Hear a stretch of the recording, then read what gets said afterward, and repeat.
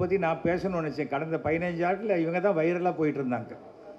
தெருவில் நாயெல்லாம் சண்டை போடுறதை விட்டுட்டு நாய் வளர்க்குறவங்க சண்டை போட ஆரம்பிச்சிட்டாங்க. நானே 3 நாய் வளர்க்குறேன் வீட்டில். அப்புறம் வாசலில் வர நாயும் அங்கே வீட்டுக்குள்ளே கூப்பிட்டு தான் சாப்பாடு போட்டு அனுப்புவேன். என்ன பண்ண முடியும் சொல்லுங்கள்? ஆனால் அது கடிக்கிறதுக்கெல்லாம் நம்ம பொறுப்பு கிடையாது. கடித்தா தப்பு தான். எங்கள் வீட்டு குழந்தையே கடிச்சிச்சுன்னா நாயை தான் தூக்கி போடுவோம். குழந்தைய தூக்கி போடுவோமா? போட மாட்டோம். அதுவும் உயிர் தான், இதுவும் உயிர் தான். ஆனால் நம்ம ஒரு விஷயம் என்னென்னா, டெலிவிஷனில் எல்லாமே இந்த மாதிரி நிகழ்ச்சிக்கெல்லாம் டிபேட்டுக்கு போகும்போது ½ அன் ஹவர் நான் இருப்பேன். அதுக்கு மேலே இருக்க மாட்டேன்னு சொல்லிட்டீங்கன்னா உங்கள் கருத்தை மட்டும் சொல்லிவிட்டு வெளில வந்துடலாம். அதுதான். ஏன்னா வச்சு செய்கிறதுங்கிறது இப்போ டெலிவிஷனில் அவங்க டிஆர்பிக்கு கெஸ்ட்டை கூப்பிட்டு வச்சு செய்கிறதுங்கிறது ரொம்ப தவறான ஒரு விஷயம். அதை மாத்திரம் நீங்கள் ஜாகிரதையாக ஞாபகம் வச்சுக்கோங்க. நம்ம அன்பு. நான் ஏன் 3 நாய் வளர்க்குறேன்னு கேட்டாங்க.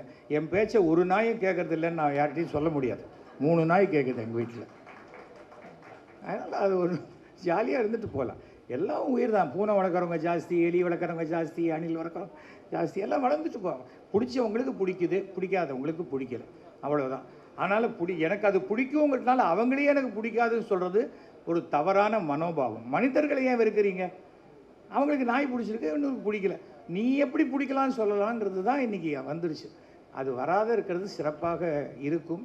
யாருக்கு என்ன பிடிக்குதோ அதை வளர்க்கலாம், அவ்வளோதான். ஒய்ஃப் ஹஸ்பண்டை வளர்க்கலையா? அது மாதிரி தான் சாப்பாடு போட்டு தான் வளர்க்குறாங்க. அது மாதிரி ஒவ்வொருத்தருக்கும் ஒவ்வொரு விஷயம், பெட் அனிமல் இருக்கும். அந்த மாதிரி செல்லமாக நான் ஏன்னு கூப்பிட்றதில்ல. உடனே அவளுக்கு சந்தோஷமாக ஹஸ்பண்ட் என்ன நான் ஏன்னு கூப்பிட்டா என் ஒய்ஃபு அப்படின்னு சொல்லி. அதே கோபமான டோனில் கூப்பிட்டா வேறு மாதிரி. அதனால் கொஞ்சம் அன்பு செலுத்துங்கள். பிரிவினையை உண்டாக்குற மாதிரி எதுவுமே இப்போ பேசிக்கிட்டே இருந்தால் நமக்குள்ள